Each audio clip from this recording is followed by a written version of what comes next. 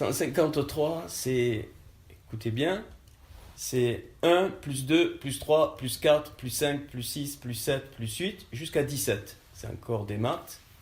Donc 153, c'est la somme des 17 premiers chiffres. Pourquoi ? Parce que le Seigneur a créé le monde avec 17 piliers de la sagesse.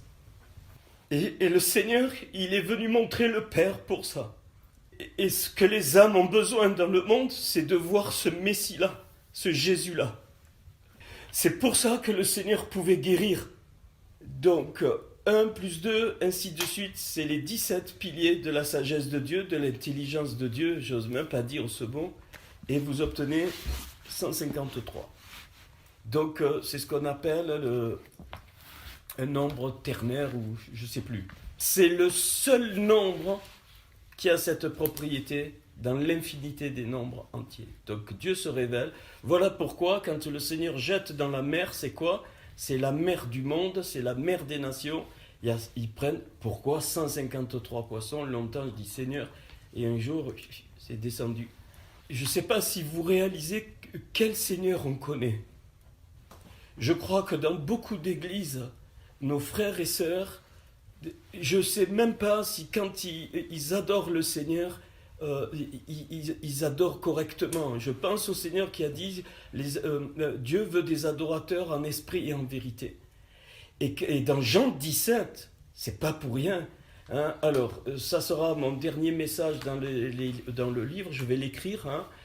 De Jean 1 à Jean 17, il y a la révélation du Père. Dès Jean 18, le Seigneur ne parle plus de son Père. Jean 1, Jean 2, Jean 3, ainsi de suite. Hein, il y a les 17 piliers là, de la sagesse du Seigneur et qui non seulement révèlent l'Évangile, révèlent pourquoi le Machiar est venu. Il n'est pas venu pour faire des églises, le Seigneur. Il est venu pour faire naître l'Église. Dans le sens des hommes et des femmes de tous bords qui doivent connaître la vérité. Et cette pêche des 153 poissons me parle. Elle me dit, petit homme, l'important c'est que les âmes rentrent dans mon royaume. Point. C'est ça mon église. C'est ça mon corps. Et voilà pourquoi l'apôtre Paul va dire que... il dit, j'apprends que vous vous réunissez pour devenir pire. C'est exactement ce qui se passe dans les communautés et dans les groupes. Parce que la chair a pris toute la splendeur. Pourquoi ? Parce qu'on oublie quelle est notre origine. Ce que le Seigneur, au travers de ça, notre origine, elle dépasse la terre, elle dépasse les cieux, elle dépasse les cieux des cieux. On va y venir. Il faut comprendre, on est devenu en Christ Ben Elohim, fils de Dieu. On n'est pas des esprits, on est devenu fils de Dieu, bien-aimés. Alors rappelez-vous de Jean 1 à Jean 17. Mais vous vous rendez compte, vous le relirez si vous voulez, hein, et en pensant à la Genèse. On va y revenir après à la Genèse. Quand il dit au commencement était la parole et la parole était Dieu et la parole était avec Dieu et la parole était Dieu. Et j'ai vu avec Marc, on ne peut pas le refaire, que le premier mot de la Bible, le Bereshit, on a vu, il y a plein de trucs dedans, il y a tout. Il y a le Seigneur dans le premier mot de la Bible, Bereshit, c'est les 6 lettres. Hein, il y a le bara, la création, l'alliance, le signe, il y a tout. Il y a l'œuvre de la croix, il y a même le but de la création. Paul, il dit que le premier Adam est devenu Nefesh Raya.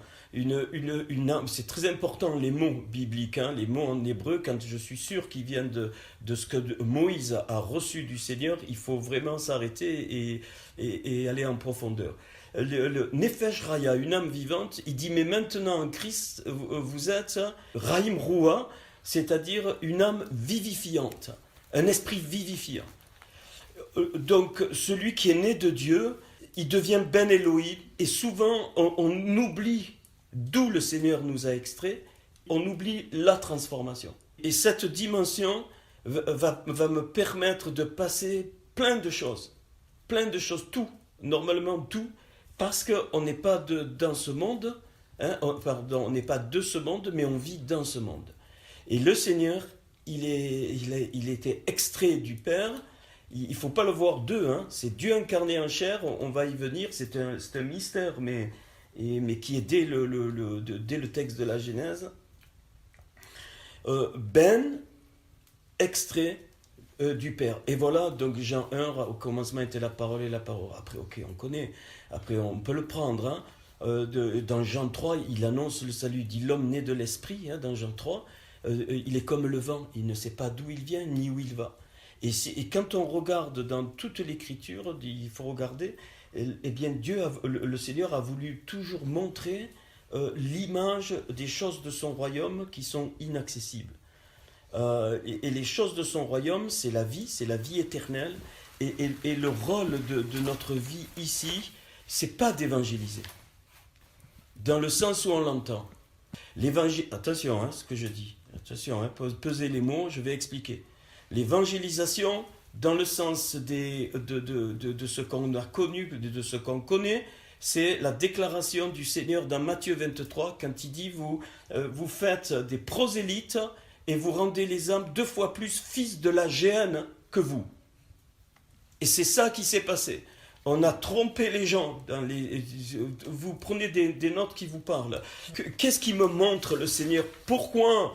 Parce qu'il savait qu'il venait d'un autre monde. Il le dit constamment, je suis roi, mais pas de ce monde. Il le ment, et jusqu'à ce que Pilate, et Marc a bien relevé qu'est-ce qu'est la vérité. Et dans le texte, je ne savais pas, il y a ça. Et on doit montrer un autre monde. C'est ça l'évangélisation. Au travers de nos vies, le Seigneur, qu'est-ce qu'il faisait? Il montrait un autre monde. Alors il arrive à la piscine de machin, boum, il guérit le paralytique. L'autre, il essayait de se jeter dans la piscine. Et quand l'ange, le malard, il venait agiter, le mot malard, c'est ange, hein, il venait agiter, il n'y arrivait pas, il était paralysé. Le Seigneur, il dit, moi, là, je suis celui qui est de toute éternité. Boum, je ne sais même pas s'il a touché, il a été guéri, il a dit, prends ton lit, lève. Et quand les âmes voyaient ça, Marthe, elles voyaient le royaume, un autre monde en action, sur ce monde de la terre. Donc la femme courbée se relève, les aveugles voient. Aujourd'hui, j'aimerais dire, les cancers sont éliminés, les paralytiques se lèvent. Et qu'est-ce qu'ils faisaient? Donc les gens, ils se jetaient sur le Seigneur. C'est écrit, se jeter sur lui pour être guéri des maladies. C'est ça l'évangélisation. C'est manifester le royaume de Dieu, manifester l'autre monde, pour que les âmes ne rentrent pas dans l'église, dans les murs, dans les réunions, dans les champs, surtout pas, mais que les âmes rentrent dans le royaume. Voilà ce que j'appelle l'évangélisation. Donc maintenant vous comprenez, les responsables leur ont bouché les yeux, les oreilles, ils les ont, c'est Ézéchiel 34, un jour ça va péter. Mais costaud, ça va péter. Quand la Bible dit d'être soumis aux autorités, quand une autorité est une vraie autorité loin de Dieu, alors je me soumets non pas à l'homme, ni à la femme, mais je me soumets à la partie de Dieu qui est en lui. C'est pas pareil. Donc là, oui, je suis soumis à toute autorité qui vient de Dieu. Mais plein d'autorités viennent de Satan ou de la chair, même dans les églises. Et là, je ne dois pas me soumettre. Je dois confronter la chair. Je dois confronter Satan, même au travers de certains. Rappelez-vous quand Pierre il dit tu iras pas à la croix, qu'est-ce qu'il lui dit? Arrière de moi Satan. Il a confondu, il a bloqué. On aurait pu dire mais c'est une parole dure. Vous allez vivre ça dans cette église qui vient là de cette génération qui est là. Elle est cachée. Il y a plus de titres, on l'a vu. Il y a plus, c'est l'épouse qui se prépare. Il y a plus des titres, il y a plus d'estrade, mais c'est là que la gloire de Dieu. Et là, il va y avoir une sévérité de Dieu qui va descendre pour le bien. Rappelez-vous Ananias et Saphira, l'Esprit de Dieu révèle à Pierre qu'il a menti, il est tombé foudroyé, sa femme arrive tombée foudroyée, mort. Parce que l'esprit, l'onction de Dieu était réellement la danse aujourd'hui dans l'église. Attendez, on ne peut pas me dire, mais c'était... Non. Le Seigneur, il était mort, il était ressuscité, il était monté à la droite de Dieu le Père. Donc la grâce, c'était comme aujourd'hui. Et on voit dans le livre des Actes, vrai ou pas, Ananias et Saphira, pour pas grand-chose, ils sont tombés morts parce que l'onction du Saint-Esprit est très forte. Pourquoi? Parce que c'était la manifestation de cet autre royaume que personne ne connaît. quand il est dit que dans Éphésiens, et après on va venir à la Genèse, vous allez comprendre le rapport, enfin si vous l'avez déjà je crois saisi, qu'est-ce qu'il est dit dans Éphésiens avant qu'il nomme même les ministères, il est dit que le Seigneur est descendu dans la captivité, c'est vrai, hein? Il est descendu dans la captivité, il a tiré les captifs. Alors nous, on a des images. Ne faites aucune image, simplement. Pour moi, comment ça m'a parlé? Alors ça, voilà, j'aime donner ça. Mais bon, qu'est-ce qui s'est passé? Dans Genèse, on voit dans le jardin d'Éden, l'arbre de la connaissance du bien et du mal était là. Point. Doctrine, pas doctrine. Le bien et le mal, sur l'arbre, il était là. Le fruit de la connaissance du bien et du mal était là. Personnellement, je crois, après...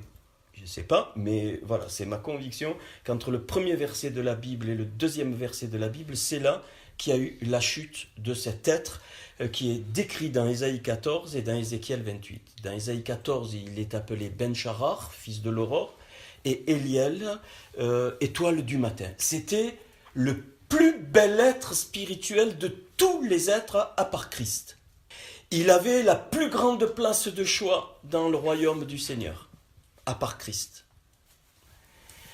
Au-dessus de tous les archanges, un kéroubine protecteur, Ézéchiel 28, le terme hébreu c'est kéroubine, les ailes déployées, avec les 9 pierres magnifiques, donc il entraînait la musique, la louange, je sais pas, cet être qui est devenu Satan était magnifique. C'était un être magnifique, on connaît les textes. Et donc, parce qu'il a été trouvé du mensonge en toi, de l'orgueil, ainsi de suite, tu te précipites. Et effectivement, il a été précipité. Et Jude nous dit que un tiers des anges ont été précipités avec lui, ont été déchus. Et ça a donné, évidemment, toutes les dominations, les démons, le monde spirituel mauvais. Regardez, alors on est Ben Elohim, ok? Donc on a droit tout l'héritage du royaume, Seigneur. Pas le posséder, mais on a plus que droit.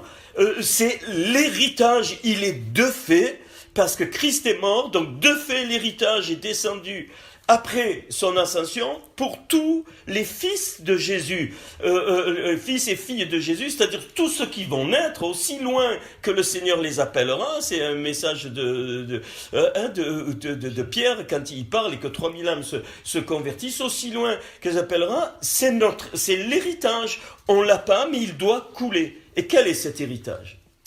En Éden, donc, et là, Adam et Ève, Adama, les deux, pareil, il n'y a aucun plus responsable et moins, non.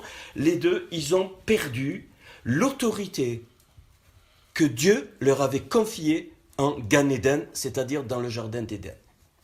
Ils n'avaient pas besoin de travailler, ils n'avaient pas rien, c'était des fils de Dieu. Ben Elohim qu'on revoit en Genèse 6, on va plus loin, de lumière. Je suis sûr, mais pas la lumière. Paul, il dit que nos corps seront glorifiés quand Adam et Ève étaient glorifiés avant la chute. Et ils avaient donc des corps spéciaux, très spéciaux, qu'on peut pas décrire. Et au moment où le truc, ils ont perdu l'autorité. Et Satan, qui était déjà Satan, donc entre le verset 1 et le verset 2, il y a eu la chute. Et Satan, donc évidemment, qu'est-ce qu'il a pris? Il a pris le bâton d'autorité du premier homme, Adama. C'est pour ça qu'il s'appelle Narash. Le serpent qui a la même valeur que... C'est un voleur. Il a pris le bâton d'autorité. C'est-à-dire que Adam et Ève, bien sûr, certainement ils mourront. C'était le jugement de Dieu. Mais ils ont perdu en même temps l'autorité de Dieu sur la création. D'où l'importance... Quand on revient en Christ, on retrouve l'autorité en Christ Jésus, l'autorité, mais surtout, elle ne nous appartient pas. Cette autorité n'appartenait pas à Adam et Ève. Elle coulait de fait parce que c'était des enfants du Seigneur. Ils étaient du royaume de Dieu tant que le péché ne les avait pas touchés. Et toute la conséquence, la création était bénie. Et même quand il s'est passé dans la chute, toute la création a été touchée. Les animaux, je suis convaincu, ça c'est moi qui le dis, tous les animaux ont une part pour le Seigneur. On ne sait pas ce que deviennent les animaux après, quand ils meurent. Mais quand il y avait les animaux, je suis sûr que Adam et Ève parlaient aux animaux. Et les animaux répondaient. Et ils ont perdu la parole après le péché. Ça, c'est moi, c'est pas écrit dans l'Écriture. C'est moi. Il n'y a plus de communication entre les animaux et les hommes. La chute a entraîné conséquences sur toute la création. Absolument toute. Attention, création d'ici, on parle. Création d'ici. Tous les végétaux, tout a été touché à tel point que l'homme est obligé de travailler pour avoir le tov, ce qui est bon, et puis le ret, ce qui est mauvais, c'était l'arbre de la connaissance du bien et du mal, eh bien il est toujours là, le ret, les mauvaises herbes sont toujours là, ainsi de suite, si on descend. Et là, non seulement ça, mais il faut comprendre, on va loin, les galaxies ont été touchées par le péché. L'univers a été touché. Les univers, s'il y en a plusieurs, ont été touchés. En gros, absolument tous les mondes que le Seigneur a créés ont été touchés au moment où Adam et Ève. Et c'est pour ça qu'il faut rentrer dans cette dimension pour glorifier le Seigneur, pour que toutes ces âmes, elles voient cette gloire et elles rentrent dans le royaume. Sinon, ça sert à quoi? Tous les mondes que Dieu a été créés, c'est-à-dire absolument tout, à part ceux qui n'ont pas été déchus, même les anges non déchus, et il est même parlé de témoins, ils veulent connaître les secrets du salut, ils veulent connaître les secrets de l'évangile, ils veulent connaître les secrets de la Torah. Dieu nous les a réservés parce que il y a eu cette perte. Donc l'univers, les univers entiers ont su qu'il y a eu la chute, et quand Christ est mort et ressuscité, l'univers entier s'est scindé, et tout, absolument tout, les démons, les puissances, tous les anges se sont prosternés quand Christ est ressuscité du tombeau, à tel point que même les morts, certains tombeaux se sont ouverts, mais non seulement dans notre monde, mais partout. Je ne sais pas ce qu'il y a dans les autres mondes que le Seigneur a créés, ça ne m'appartient pas. Mais même, je suis sûr, même la matière s'est réjouie de la résurrection de Christ. Je pense à ce passage où il dit, mais si vous les empêchez de crier, les pierres vont crier. Parce que tout appartient au Seigneur. Qu'est-ce qui s'est passé? Donc, le premier homme perd ce bâton d'autorité. Et quand il nous est dit dans Éphésiens que Christ, à ce moment-là, l'homme parfait, le Mashiach, personne ne pouvait le tenir dans la mort, c'est impossible, parce qu'il est la vie même. Il est de notre monde, la vie même, le Seigneur, heureusement qu'il avait prévu ça. Il est allé devant le trône de Satan, et il lui a repris le bâton qu'il avait volé à Adam, d'autorité. Et il est remonté, et ce bâton d'autorité, il est maintenant conféré à tous les êtres qui naissent en Christ et à l'Église. Et l'Église, qu'est-ce qu'elle en a fait? Elle ne sait même pas ce que le Seigneur a fait. Voilà ce que le Seigneur a fait. Après, on me dit, de doctrine de ci, il faut faire ci. Mais arrêtez. En Christ, toutes les vérités qu'on a découvertes au cours des années, des siècles, c'est une conséquence de ça. Comment vous expliquer? Si tu vas à la source, la source, elle va tout te donner. Bien sûr que je crois que les démons doivent être chassés, mais pas comme j'ai vu. Bien sûr que je crois au baptême d'eau, pas comme des fois j'ai vu. Bien sûr que je crois au baptême d'esprit et de feu, mais pas comme j'ai vu. Bien sûr que je crois à toute l'écriture. Mais dans cette dimension-là, elle est conférée au corps de Christ à l'Église. Quand le Seigneur est mort à la croix, il a pris ses cheveux. C'est comme si les cheveux dans l'Ancien Testament, c'est l'onction. Et il était naziréen. Donc jusqu'à la mort de la croix, eh bien, il avait ses cheveux. Et c'est un symbole que je donne. Et il dit, voilà, l'Église née. Quand il a crié « Tu m'as abandonné, Père », c'était clair, il remet son esprit. Au moment où il remet son esprit, là, l'Église naît. Et qu'est-ce qu'il fait? Il délivre ses cheveux sur cette Église qui aura besoin de cette onction. Voilà pourquoi l'homme qui porte des cheveux courts dit à tout le monde spirituel que le Seigneur, il est revenu. Il est revenu, j'ai plus de cheveux. Il est revenu, le cheveu, elle est sur l'Église. Et la femme qui garde les cheveux longs dans son cœur, qui a les cheveux longs, elle dit, Seigneur, ton Église devrait avoir cette vraie onction que toi, tu as donnée de ta vie. parce qu'elle vient d'un autre monde, d'un autre royaume, et en même temps, la femme, elle annonce que Christ va revenir. Alors on est très loin des constructions des hommes, on est très loin. Et si chaque âme embrasse cette dimension dans l'esprit, alors il devient cette âme, cet esprit vivifiant. C'est pour ça, et ça nous donne de comprendre. Nos frères et sœurs martyrs, ils ont passé partout. Ils étaient des fils de lumière. Ils portaient ça en eux. Et ça s'est éteint au cours des siècles, petit à petit, jusqu'à arriver aujourd'hui où pour moi c'est un désastre. Le Seigneur, dans sa grande grâce, il a donné des moments dans l'histoire pour montrer les trucs. Et qu'est-ce qu'ont fait encore les hommes? Et ils en ont fait des doctrines. Alors le Seigneur, dans sa grâce, il a redonné le baptême d'esprit, le baptême d'eau, le baptême de feu, la délivrance, les démons. Et chaque fois que l'homme prend pour lui et qui veut contrôler Dieu, non mais c'est incroyable, c'est fini. L'Esprit de Dieu s'en va parce qu'il est attristé. Et aujourd'hui, l'Esprit de Dieu est attristé dans le monde entier, au milieu même des frères et sœurs. On est exactement, alors c'est dans la Genèse, mais on ne va pas le prendre aujourd'hui. Rappelez-vous, quand Moïse, particulier, va sur le mont Sinaï, et là il attend et il reçoit la Torah, il reçoit la parole. Pendant ce temps, qu'est-ce qui se passe? Vous connaissez tous l'histoire. Qu'est-ce qui se passe? Le peuple et les Aaron même entraînent le peuple dans la. Et qu'est-ce qu'ils font?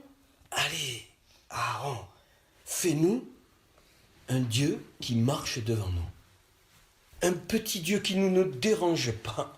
Voilà ce qu'il y a aujourd'hui et depuis des millénaires. Un Dieu qui doit obéir à ce que je lui demande, qui ne me casse pas surtout les pieds, un veau d'or avec mes richesses. Voilà, je t'achète, et dans tous les sens du terme. C'est pour ça qu'il faut faire très très attention dans les relations, dans ce que Dieu construit dans les relations. Parce que je ressens très très fort, je crois que pas beaucoup sont... Dieu veut des cœurs purs.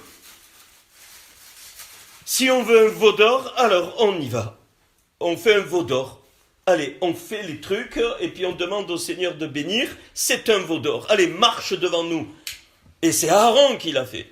Et quand Moïse descend, de la colère, il casse les tables de la loi. Et puis, il appelle ceux qui ne s'étaient pas souillés. Et ce jour-là, je crois qu'il y a eu 3000 ou 3500 tués. Je pense qu'il y a des gens qui étaient auprès de Moïse qui ont tué même de leur propre famille. Et, il n'a pas dit, il faut que fait un jeûne et prière pour qu'ils se repentent. Non. Élimine le mal au milieu de toi, il les a zigouillés. Zigouillés, littéralement, parce que Dieu est saint.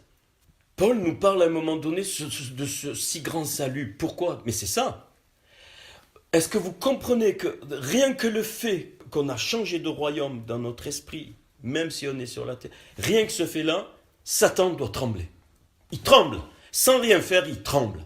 Seulement, ce bâton d'autorité, il a été partout jeté. Pour mettre quoi, le bâton d'autorité de l'homme? Pour mettre des trônes d'hommes, des trônes de religion. Enfin, quand on reçoit, qui sommes-nous? Tu te rends compte que tu es une fille de Dieu, Hélène? Je ne sais pas si on le réalise vraiment. Ah, je suis né de nouveau, alléluia, cucu les petits oiseaux. Mais non, c'est le Dieu 3 fois saint. Bien sûr, on est heureux, on est libre, vous me voyez, je sais. Mais Dieu est saint. C'est comme dit Marc, c'est pas mon copain. Dieu est saint. Je peux pas faire n'importe quoi, même des réunions, je peux pas faire n'importe quoi, même des trucs et machin, on fait ci, on fait là, et puis je manigance, je fais des trucs d'homme en fait. Ça fait mal au Seigneur, ça fait mal parce que c'est pas les choses de son royaume. Les choses de son royaume, il nous le montre dans Jean constamment. Le Seigneur, il nous le montre. Aimez-vous, c'est dans Jean encore, dans les 17 premiers chapitres. Aimez-vous les uns les autres comme je vous ai aimé. Jean 15, le cep et les sarments. Comme je vous ai aimé. C'est-à-dire avoir la dimension que donner sa vie pour l'autre. Et de la première, c'est pour notre épouse. Est-ce qu'on est capable? Marie, aimez-vous femme comme Christ a aimé l'Église. Et s'est livré lui-même en sacrifice. Moi, je ne suis pas encore là. Mais c'est l'appel de Dieu. Il veut ça, le Seigneur. Et quand cette dimension est vécue, et quand cette dimension, imaginez que cette dimension soit vécue dans le corps de Christ, mais on n'a même pas besoin de prier, les malades sont guéris. Les paralytiques se lèvent. Parce que l'onction que j'ai appelée, moi, communautaire, l'onction du corps. Dieu veut l'onction du corps. Hein, c'est une armée, c'est pas qu'un soldat, il veut l'onction du corps. Dès la Genèse, il a voulu la multiplication pour ça. À partir d'Adam et Ève, il a voulu la multiplication parce que le Seigneur est un Seigneur de corps. Se rappeler de ça, et ça s'est passé dans la Genèse où on voit, et ce bâton d'autorité, alors il est passé dans Genèse où il y a quand il est dit qu'il part de Adam, il donne une généalogie. Et on voit là dans la généalogie d'Adam par Seth, eh bien que ce bâton d'autorité il est passé chaque fois. Mais il y a tellement de l'autre côté de la lignée de Caïn, qui va donner des Tubal-Caïn qui construisent, vous lisez, il y en a qui étaient, on va le lire tout à l'heure, eh bien se répand, et ça n'arrive à un moment où les fils de Dieu sont étouffés. Il y a presque plus de fils de Dieu, des porteurs de lumière. Et donc le Seigneur est obligé de faire le déluge. Le mot déluge en hébreu, c'est maboul, c'est-à-dire quelque chose qui rend fou les hommes. Hein, quand l'eau est montée, hein, c'est maboul, hein, le mot hébreu c'est maboul, ils sont devenus fous. Enfin, on a pris le terme pour dire fou. Donc vous avez Adam, vous avez Seth, vous avez Anosh, vous avez Kénan. Je cite juste la lignée des fils de Dieu. Mahalaël, vous avez Yared, Ranor, vous avez, après en français c'est d'une autre façon, mais vous les retrouvez dans l'ordre. Metouchala, très particulier. Metouchala, son nom veut dire à la fin de ta vie, le javelot sera lancé. C'est-à-dire à la fin de ta vie, le déluge sera lancé. Et effectivement, pile, c'est en 1656 après Adam que le déluge a lieu, et c'est en 1656, j'avais fait un graphique ici, on pourra le voir tranquille tout à l'heure si vous voulez. Donc c'est le dernier patriarche qui meurt et il y a le déluge. Si je regarde mon graphique par exemple, vous pouvez, je vous l'expliquerai tout à l'heure si vous le regardez. Eh bien, par exemple, Adam, il a connu Seth, il a connu Enoch, il a connu Kénan, il a connu Mahalaël, il a connu presque tous les patriarches jusqu'à Noé, puisqu'il a vécu 930 ans. Mais Mahalaël, lui, c'est le dernier, et effectivement, pile là, quand il y a le déluge, il n'y a plus du tout de fils de Dieu. Plus du tout, ne serait-ce que Noah. Et je crois qu'il faut que... Et qu'est-ce que dit le Seigneur par rapport au déluge ?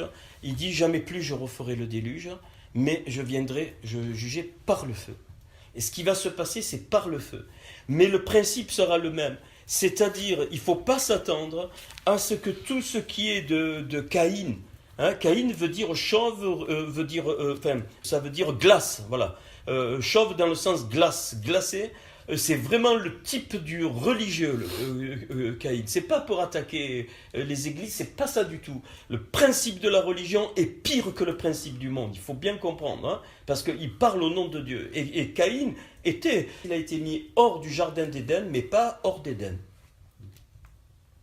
C'est-à-dire que le Seigneur lui laissait, il lui dit le péché couche à ta porte. Hein, et il lui laissait le temps de revenir et de vraiment... Or, il ne l'a pas fait. Et ça a donné la génération de Caïn jusqu'à Tubal-Caïn, on voit, hein, après ça continue, qui va littéralement s'opposer à toute la génération des fils de Dieu sur cette terre que j'ai nommée. Alors, ce qui est très, très intéressant, si vous prenez les 7 premiers patriarches, c'est-à-dire le 7, toujours hein, dans l'Écriture, les 7 premiers patriarches, donc ils s'arrêtent à Ranor, enfin on pourra voir, eh bien, toutes les lettres, elles font 26. Et on sait que 26, c'est la valeur numérique de Yod et Vavé. Puis si je continue jusqu'au 10e, jusqu'à Noir, on a 37 lettres, et 37, c'est la valeur de Yeshua, celui qui sauve.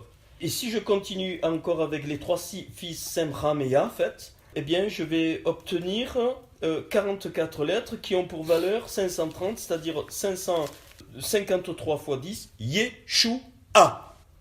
Le salut accompli pour le retour dans le royaume.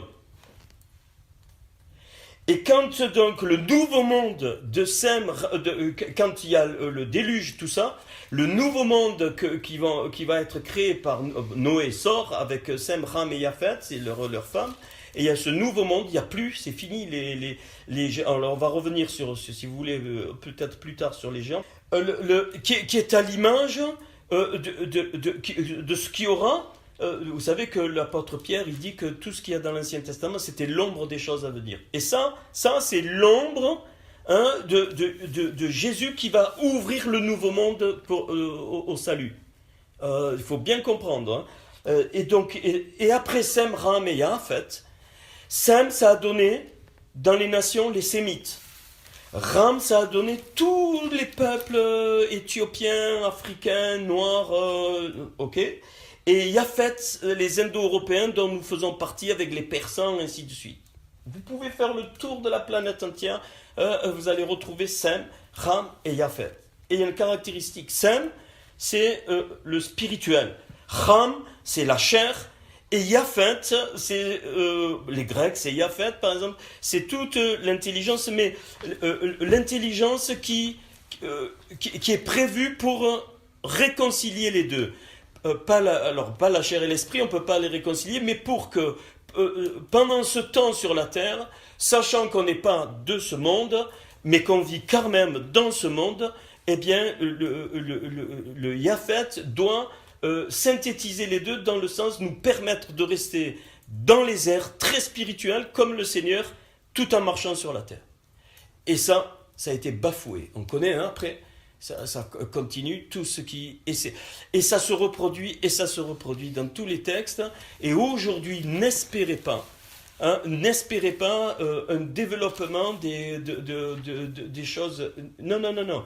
Quand je reviendrai, a dit le Seigneur, est-ce que je trouverai la foi sur la terre et l'amour du plus grand nombre se refroidira. Alors c'est intéressant.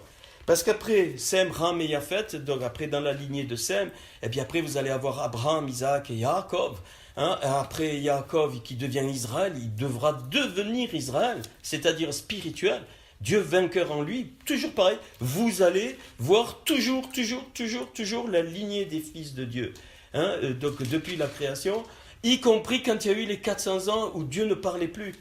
C'était caché, il gardait, et c'est ressorti à un moment donné, jusqu'à la venue du Mashiach, il y a 2000 ans.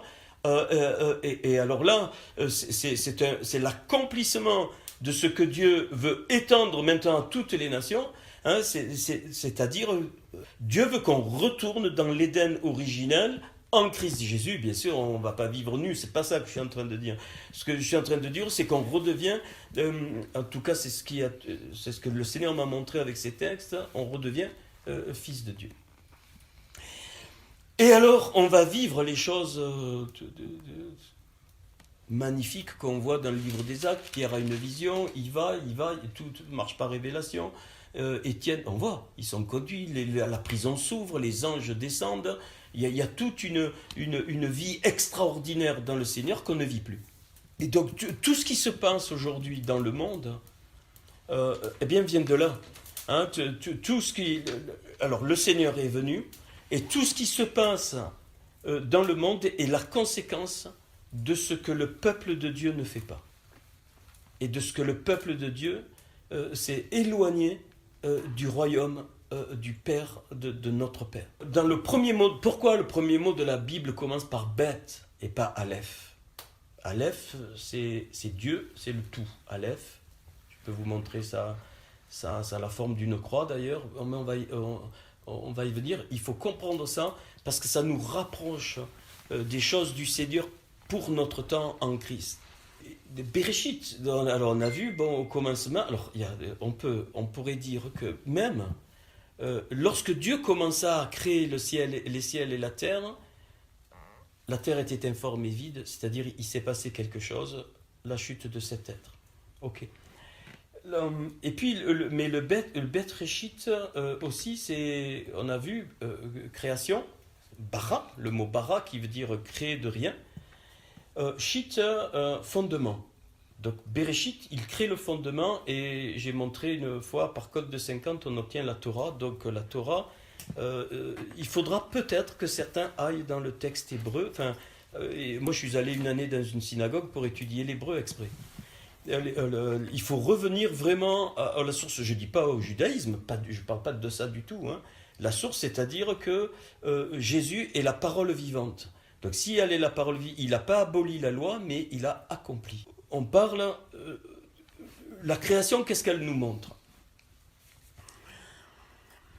La dernière fois, je pense que vous avez aimé, j'ai montré comment ça se déroulait, hein, à partir du premier mot, comment le premier verset se déroulait, et à partir du premier verset, comment le texte, les 7 jours de la création se déroulaient.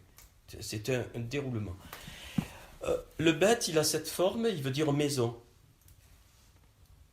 Le Seigneur a pris un fouet, et il a dit, vous avez fait de la maison de mon père une caverne de voleurs. Donc il y a la notion de maison dans le sens, même demeure spirituelle, dans la maison de mon père. Le Seigneur, il a parlé de la maison, c'est le bête, c'est le début de la création. Est-ce que vous pouvez comprendre que, ce bête, dans la Torah, c'est une des lettres il y a quelques lettres qui sont plus grandes et quelques lettres qui sont plus petites. Dans toute la Torah, il y a 26 lettres qui sont plus grandes. 26 valeurs numériques de Yod et Vavé. Mais on ne va pas en parler, on pourra échanger à bâton rompu tout à l'heure.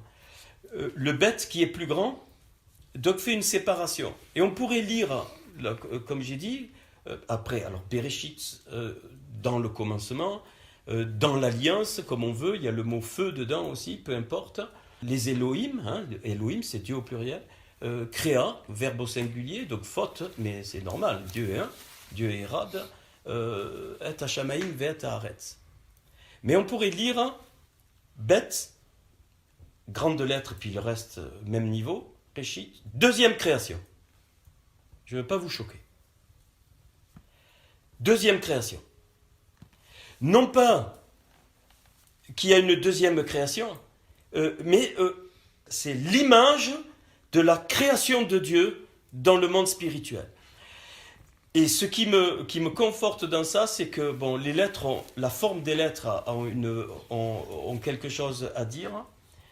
Donc le Aleph, il a cette forme de croix qui va permettre de pénétrer par le bête, par la maison, qui est comme ça, et de dérouler toute la Torah, et donc de montrer l'œuvre de Jésus.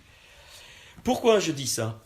Parce qu'il y a un texte qui m'a marqué quand Paul, on pourra prendre après les références après, il nous est parlé du Dieu des esprits, il nous est parlé du Père des lumières, il nous est parlé que Paul a été ravi au 3e ciel. Vous vous souvenez ça, Corinthiens? Et là, ça m'a... ce bête, il a 3 branches, et effectivement, il y a un autre monde, un 3e ciel. Donc, il y a le ciel, c'est-à-dire tout ce qui fait partie de notre univers. Puis, il y a les cieux, c'est-à-dire autre chose que notre galaxie et ainsi de suite. Et puis, les cieux des cieux. La Bible me parle des cieux des cieux. Et après les cieux des cieux, le royaume du Père, qui est un grand mystère. Donc, la venue de Jésus... Dans ce bête, elle a passé 3 niveaux. Il faut bien comprendre ce que le Seigneur il a fait. Il est passé par le cieux des cieux, les cieux et notre ciel, pour venir, j'allais dire, de cet océan, devenir comme une goutte pour nous donner le salut. Donc c'est pour ça que le mot « si grand salut » pour moi résonne. Le royaume de Dieu est bien plus que l'univers. C'est d'autres mondes. Quand il est dit les fils de Dieu dans Genèse 6, c'est pas des anges. Le mot ange, c'est malach. Les fils de Dieu, c'était des êtres comme nous qui connaissaient le Mashiach.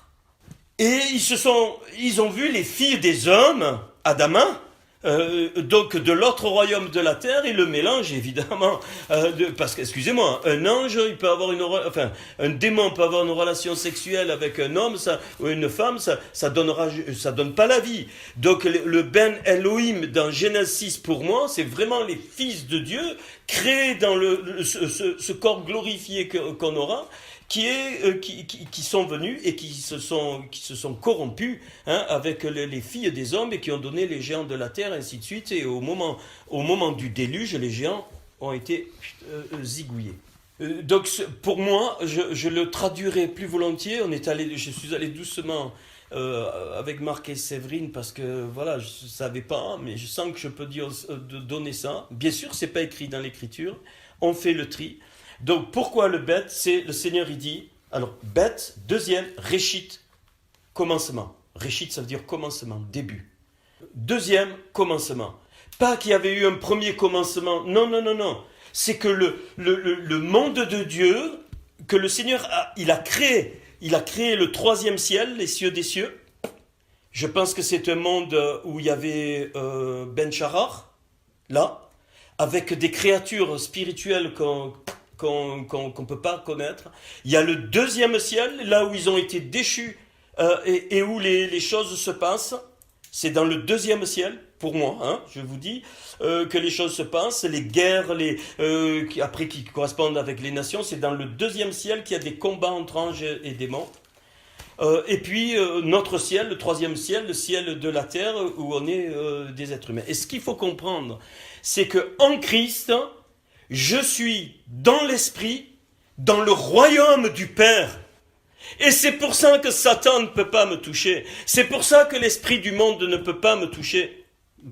Et cette dimension-là fait exploser littéralement. Ça devrait être... Je comprends que 3000 âmes se sont données quand Pierre a parlé, parce qu'il était dans cette dimension sans le savoir. Il avait passé la porte, le bête de la création pour être... quelle est la grande grâce du Seigneur?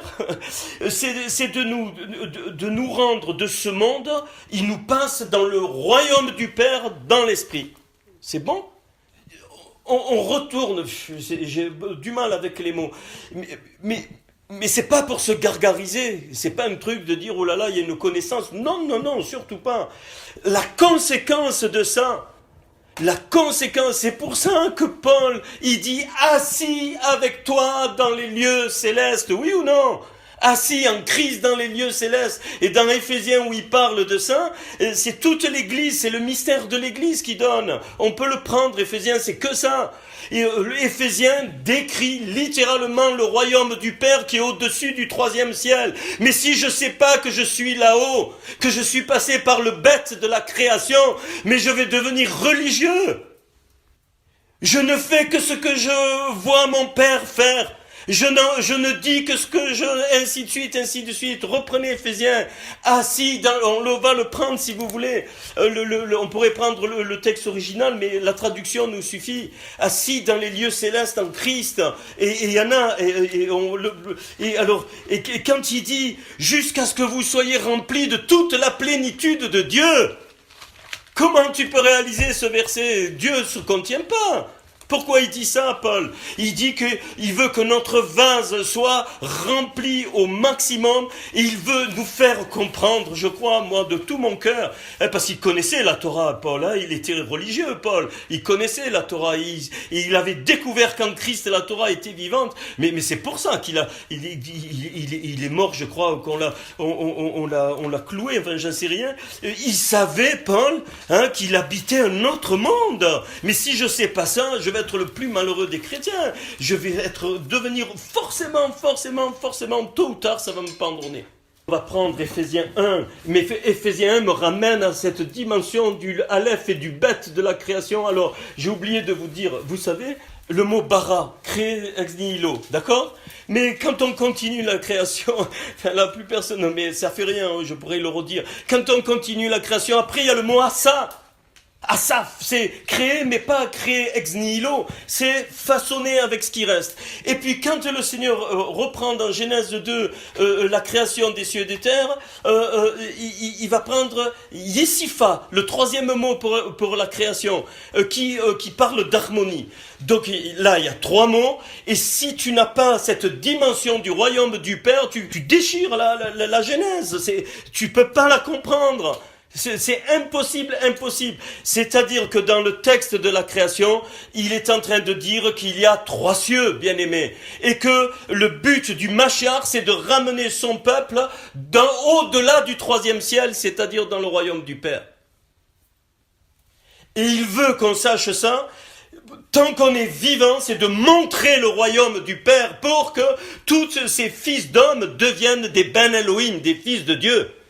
Parce que les fils d'hommes finiront dans le Sheol, dans le séjour des morts, et après, ils finiront dans le Hadès, dans le lieu ténébreux. Donc c'est le quatrième monde qui est pas sous terre, mais qui est dans un autre endroit où il y a l'ennemi qui règne. Donc on n'a pas le droit, c'est pas le fait d'aller parler, c'est pas ça du tout. On doit manifester simplement le royaume du Père dans nos vies, dans nos familles, là comme le Seigneur nous conduit, j'en sais rien, afin que les âmes autour de nous, là au travail, peu importe, pour les amener dans le salut du Seigneur. Mais pourquoi ? Pour qu'ils deviennent des fils de Dieu, des porteurs de lumière, des fils de lumière et non pas des fils de ténèbres, qui deviennent la génération de Seth et non pas la génération de Caïn, et ainsi de suite, ainsi de suite, ainsi de suite. Et alors vous allez voir qu'avec ça, quand tu lis Éphésiens, béni soit Dieu, le Dieu et Père de notre Seigneur Jésus-Christ, qui nous a bénis de toute bénédiction spirituelle dans les lieux célestes en Christ. En lui, Dieu nous a élus avant la fondation du monde. C'est pour ça que je crois que ce Beth Réchi, deuxième création, la vraie création, avant celle-là, elle était là. On avait été élus avant la fondation de notre monde. Et c'est pour ça qu'il y a les trois mots, bara, ça, ainsi de suite. Le Seigneur, il nous parle, il nous dit, non, ça, bara, c'est pour, façon ainsi de suite, c'est parce qu'il y a eu trois mondes. Mais mon royaume, personne ne peut y accéder, si ce n'est dans le Mashiach. Et ce que j'aime bien, un jour, un juif, il me dit, mais le Shabbat, j'ai pas appris ça des juifs, hein. Le Shabbat, il me dit, on n'est pas obligé de le faire si on trouve un homme qui accomplit parfaitement la correspondance entre l'intérieur et l'extérieur. J'ai pas compris sur le moment. Et puis le mot maison, c'est bête. Hein, la lettre bête, c'est maison. L'intérieur de la maison et l'extérieur de la maison. Et puis après, ça m'est venu, évidemment, c'est Jésus qui a accompli le passage de l'intérieur à l'extérieur pour rentrer dans le royaume du Père. Donc en Christ, et je suis là-haut dans le royaume du Père. Nous a élus avant la fondation du monde. Rappelez-vous, ils n'étaient pas là, Damien, mais Bereshit au commencement, le fondement de la Torah qui va donner le monde, ça c'est clair. Mais c'est le monde le royaume du Père, il est déjà, Dieu avait créé déjà les trois cieux. Il ne faut pas les représenter physiquement, hein, surtout pas. Surtout pas. Nous soyons saints et irréprochables devant lui. Il nous a prédestinés dans son amour. Alors prédestiné, c'est pas choisi d'avance, toi tu es sauvé, toi tu n'es pas sauvé, c'est pas ça. Hein. Prédestinés dans son amour à être ses enfants d'adoption par Jésus-Christ selon le bon plaisir de sa volonté, pour célébrer la gloire de sa grâce dont il nous a favorisés dans le bien-aimé. En lui, nous avons la rédemption par son sang. Évidemment, le pardon des péchés, tu ne peux pas rentrer dans le royaume, c'est pas possible. Selon la richesse que Dieu a répandue abondamment sur nous, par toute espèce de sagesse et d'intelligence. Il nous a fait connaître le mystère de sa volonté selon le bienveillant dessein qu'il avait formé en lui-même. Pour le mettre à exécution, lorsque les temps seraient accomplis, de réunir toutes choses en Christ, celles qui sont dans les cieux et celles qui sont sur la terre. C'est très important. Ça, Satan ne supporte pas ça. Quand tu es un canal des choses du royaume sur la terre, l'ennemi, il tremble. Il ne supporte pas. Il va attaquer, c'est obligé. Par des démons, par des trucs. Il ne supporte pas. Parce que c'est une déclaration totale que le royaume du Père peut être en prémisse vécu ici et que le devenir des âmes qui sont sauvées, eh bien c'est ce royaume de lumière, c'est le royaume du Père. C'est pourquoi moi aussi, on va verset 15, verset 16, je ne cesse de rendre, ok, on voit que Paul avait vécu et compris des choses magnifiques, afin que le Dieu de notre Seigneur Jésus-Christ, le Père de gloire, vous donne un esprit de sagesse et de révélation dans sa connaissance, qu'il illumine les yeux de votre cœur, pour que vous sachiez quelle est l'espérance qui s'attache à son appel, quelle est la richesse de la gloire de son héritage qu'il réserve aux saints, et quelle est envers nous qui croyons l'infinie grandeur de sa puissance manifestant avec efficacité par la vertu de sa force. Il a déployé en Christ la création et le déploiement de Christ pour la terre, Bereshit, pour que les hommes rentrent dans le salut. C'est ça la création. Là, il a déployé en Christ. C'est exactement le mot des versets qui sortent de la création. Bereshit, tout se déploie. C'est comme si les tiroirs sont tirés, puis au fur et à mesure, l'histoire de la... Et tout le long.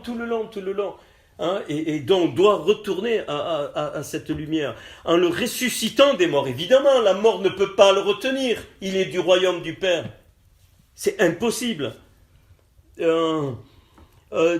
en le faisant asseoir à sa droite dans les lieux célestes, au-dessus de toute domination, toute autorité, toute puissance, de toute dignité, de tout nom qui peut être nommé non seulement dans le siècle présent, mais encore dans le siècle à venir. Il a tout mis sous ses pieds et il a donné pour chef suprême à l'Église. C'est Christ, le chef suprême, c'est-à-dire le protecteur, c'est la tête, le corps, qui est son corps, la plénitude de celui qui remplit tout en tous. Lisez, Éphésiens 3, verset 3, c'est par révélation que j'ai eu connaissance du mystère sur lequel je viens d'écrire, parce qu'il vient de dire qu'en Christ, les Juifs et les païens sont un, deviennent un, et c'est normal.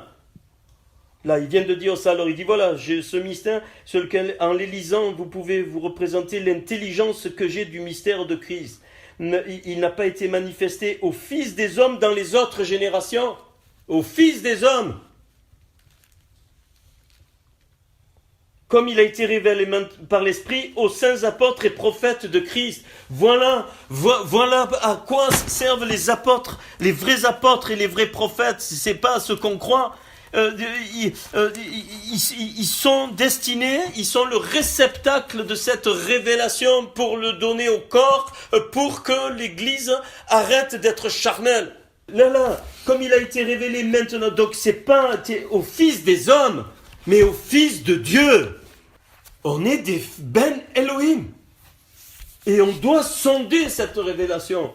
Et il le confie à des prophètes et des apôtres qui eux-mêmes, après, vont le véhiculer au corps. Cette dimension doit être véhiculée au corps pour que Christ soit glorifié, pour qu'il soit adoré comme le Mashiach, pour qu'on devienne des adorateurs en esprit et en vérité. Dans ces conditions, cette onction communautaire se répand, et non seulement ça, ma vie, elle tellement qu'elle déborde, et ça va toucher les âmes qui elles-mêmes rentrent, ainsi de suite. Et c'est une nouvelle création.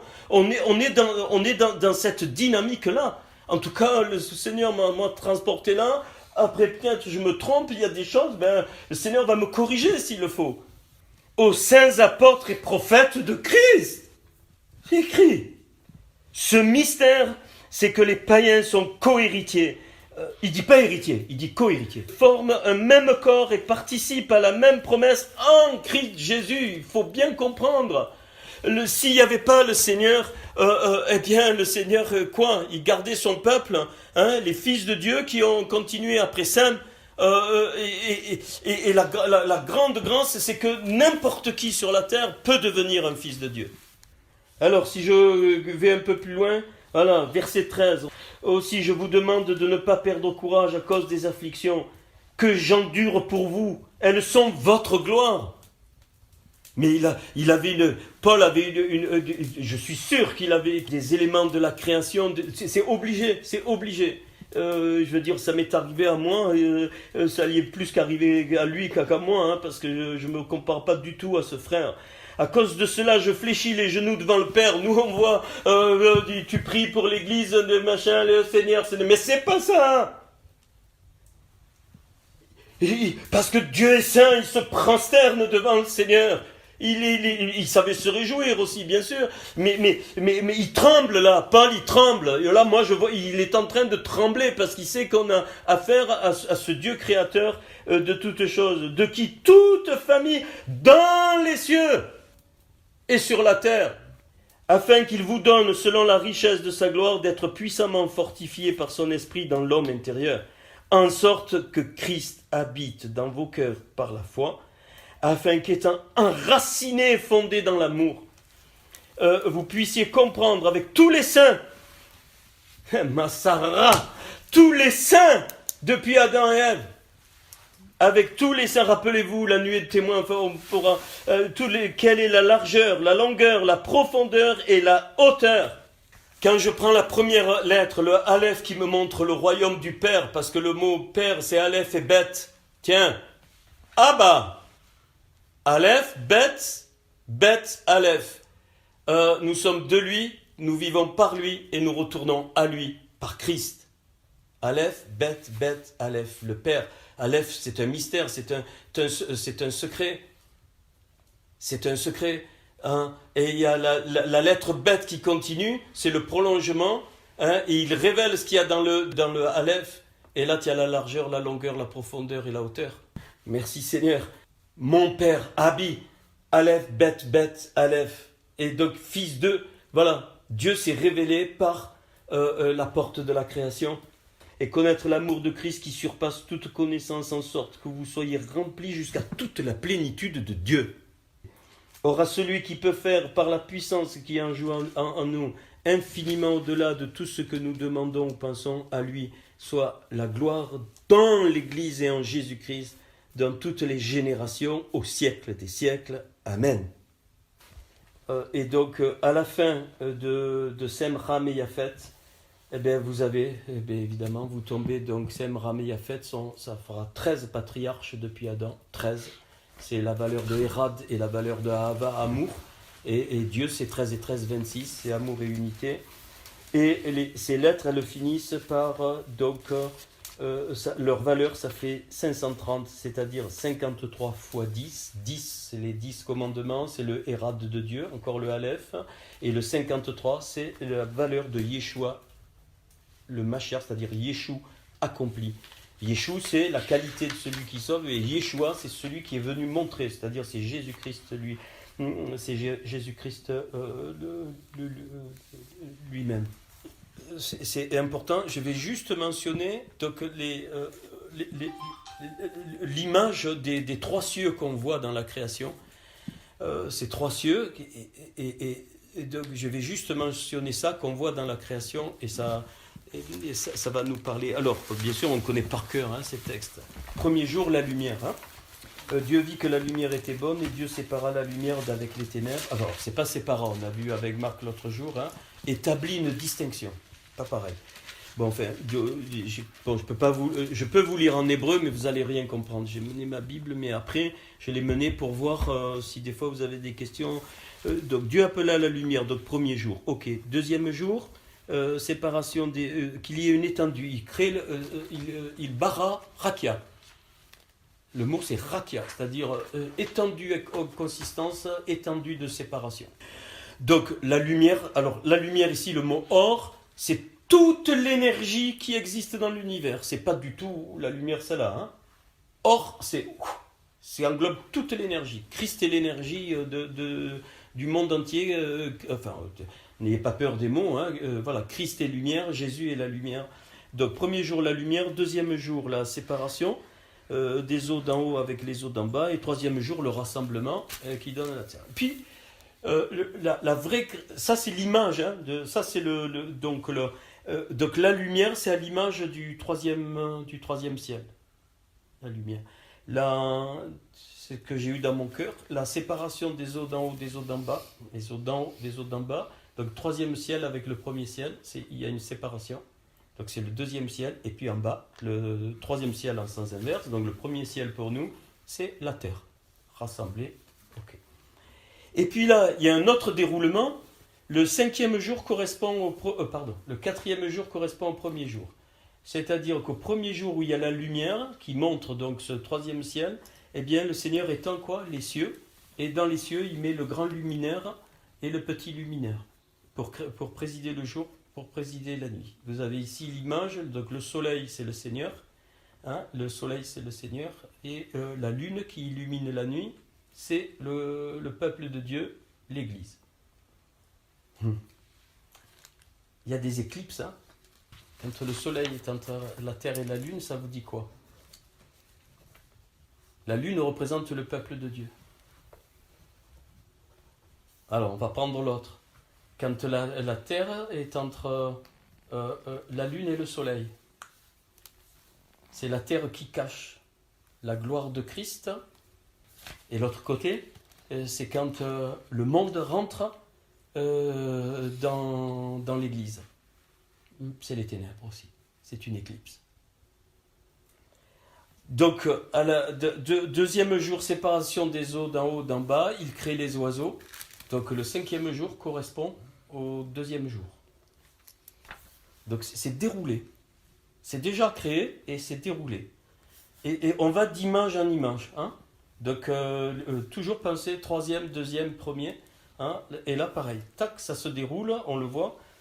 Et puis, le sixième jour, donc il crée le bétail sur la terre. Et là, il couronne par l'homme. Et donc, il fait... et là, c'est dans tout ce passage-là que vous avez les trois termes pour créer. Bara, Asa et Isia. Bara, Asa et Isia. Parce que chaque fois, Bara, c'est spirituel, Asa, c'est l'âme, et Isia, c'est la chair. Donc, le dernier, c'est l'homme va devenir charnel, c'est-à-dire vivant sur cette terre. Voilà pourquoi Paul dit qu'il y a un second Adam. Le premier Adam était le second Adam est devenu un esprit vivifiant. Et qu'est-ce qu'il va faire le Seigneur?